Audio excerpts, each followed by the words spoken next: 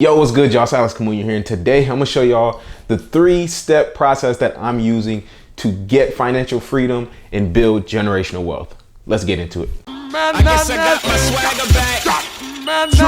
All right, so since I've entered this financial freedom and wealth building journey, I realized that the original strategy that I was using to build wealth and achieve financial freedom was flawed, right? And it was flawed for one reason. So when I first started on this journey 3 years ago in 2018, when I was 21 years old, my plan was to just continue to use my 9-to-5 job to buy one property every single year until I was financially free and a millionaire, which in theory is not a bad plan. I mean, that's better than 99% of people's plans, right? But as I was getting into it and along this journey, I realized that that was too slow for my appetite. I wanted financial freedom sooner. I wanted to be wealthier, and I just wanted everything to be a lot bigger. So that's what I'm about to share with y'all. It's a simple, straightforward process that you can plug and play into anything that you want to do. So the first step to achieving financial freedom and building wealth is allowing your 9-to-5 job to fill and subsidize your business. Okay, so what does this actually mean? See, the problem with most people is that most people just look at their 9-to-5 job as a place they have to go, a place they hate going, a place they dread going, and they don't get anything from it. That's the wrong approach. You need to be leveraging your 9-to-5 job in 3 different ways. So I'm gonna preface this, obviously, in order for this to work, you need to know what business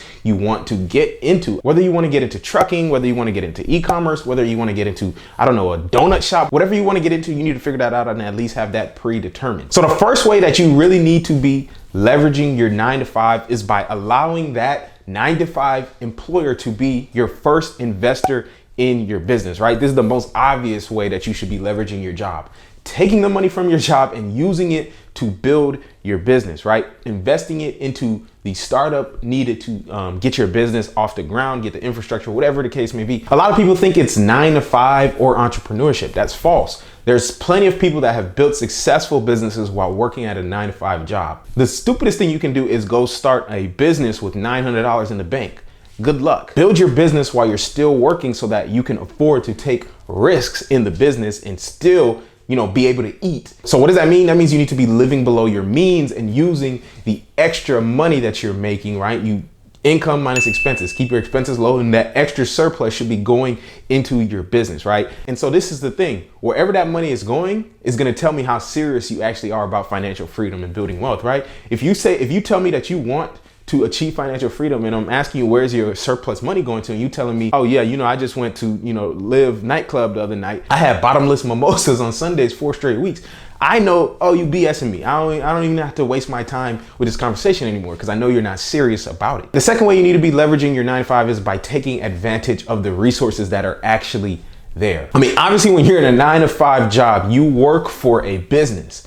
So that gives you the opportunity to learn how a business is operated. So that's an opportunity for you to learn and cultivate and develop skills that you're gonna have to use whenever you do become, a business owner, right? Whether that's marketing, whether that's sales, whether that's customer service, regardless what your job is. If you're a waiter or you're a cashier at McDonald's or whatever, there's something you can take from there and learn and not have any risk involved because you're the employee. Employees don't take any risk, and then take that skill and now utilize it in your business, right? Every industry and every business, there's synergy between what you want to do and what you're currently doing your 9-to-5. Don't let that go to waste. And then the third way you should really be leveraging your 9-to-5 or your day job is by utilizing the built-in networking opportunities that are already there. You should be treating every colleague in your 9-to-5 or your day job as a future connection in your business. You never know who could be a potential customer, a potential investor, a potential business partner, whatever the case may be. I always recommend that you should tell everyone what you're doing. Tell everyone the business you're trying to build, right?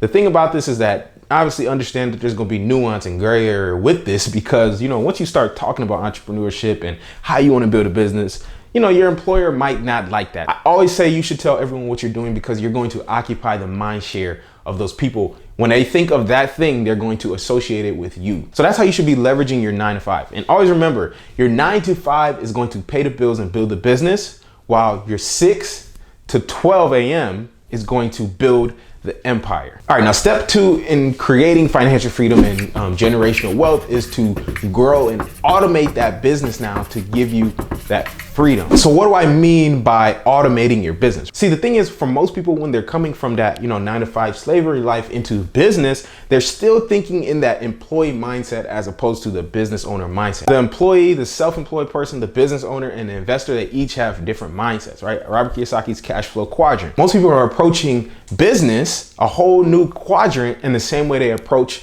the 9-to-5, right? So the thing is, most people, when they get into business, their first instinct is to try to do every single task, every single thing on their own. But the problem with that is then your business becomes dependent on you. So you're not building a business, you're building a self-employed side hustle at that point, right? You need to be building a business. The only way to build a real business is by creating systems and standard operating procedures that will essentially allow that business to operate with or without you. Whether someone else came in, you could be replaced and the business could still operate. That's the only thing that can help you create a business that actually has any sort of value. If you approach a business as a self-employed side hustle, then you essentially become the system. So the moment you step out, so does the money. We want a business that will give you financial freedom. That's the whole point of this. In order to have financial freedom, you need to have systems and things in place that will let this business operate without you. A business owner leverages other people and their time in order to scale a business. In the beginning, obviously, you're not going to be able to leverage other people and hire employees, but you still need to be creating those systems, right? So that you know that your business is going to one day be able to operate without you because you've created systems, you've documented everything, right? That's the mentality you need to be in from day one. I always like to ask people this as well. Could you create a better burger than McDonald's? Yes, you probably could create a better burger than McDonald's. McDonald's burgers are pretty trash, honestly. But if I asked you, could you create a better system than McDonald's system? Then the answer is of course not. That's why anybody can go start up a McDonald's as long as they have the money, because you're essentially buying a business in a box. You're buying systems that already exist. All you got to do is just go follow the instructions on the manual. That's the mentality you have to be in as a business owner when you're starting your business, so that one day your business can operate without you if you want it to be to that point. And so the last step in my 3-step process in creating financial freedom and generational wealth is now to take that business income from the business that you have scaled and grown and automated and use it to buy and invest into long-term assets like real estate, stocks, crypto, whatever the case may be. And so now at this step, this is how my plan now became different than how it was originally. Because what I realized is that you can only buy so much real estate with a 9-to-5 job. Like I said, I had a higher appetite for more wealth and for more assets than what I could get from my 9-to-5 jobs. And so that's when I knew I had to start a business and let that business buy me assets, right? Because the assets are what's going to create the wealth, right? The assets are going to be the things that you can pass down. Whether it's real estate, whether it's stocks, whether it's cryptocurrency, whether it's whatever the case may be, it's a long-term asset that's going to increase in value, which you can then pass down to the next generation. With a business subsidizing now my real estate as opposed to my 9-to-5 subsidizing my real estate, I can buy a lot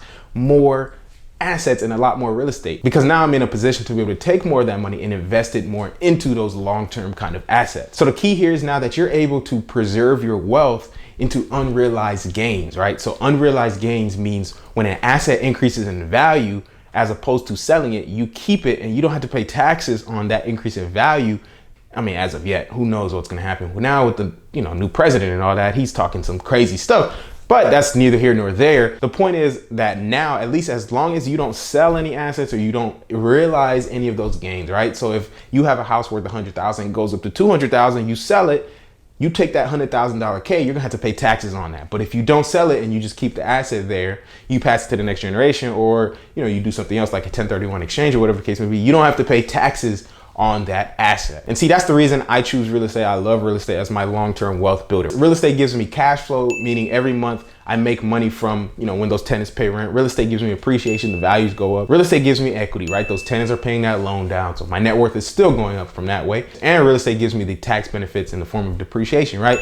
So I don't have to pay any taxes. So I'm able to now shelter my wealth into these assets that will allow me not to have to give up any of it to Uncle Sam. It's really that simple. It's not easy, but it's that simple. You use your 9-to-5 to invest into business. You scale that business to give yourself financial freedom. And now you take that surplus income from the business and you use it to buy long-term assets. So the thing here is that you're now turning short-term money into long-term money. This is my strategy for financial freedom. It's really this straightforward. Right now, I'm in a process of scaling my business to a point where they can operate without me and I can pay myself and also use the money to buy long-term assets like real estate and Bitcoin. So there y'all have it. That's the formula. If you execute it, you'll be good money. That's all that you got to do. But anyways, that's it for this video. If you did gain something of value and enjoyed it, hit that thumbs up button for the YouTube algorithm so that they know that this is good content that needs to get pushed out there, and share some more.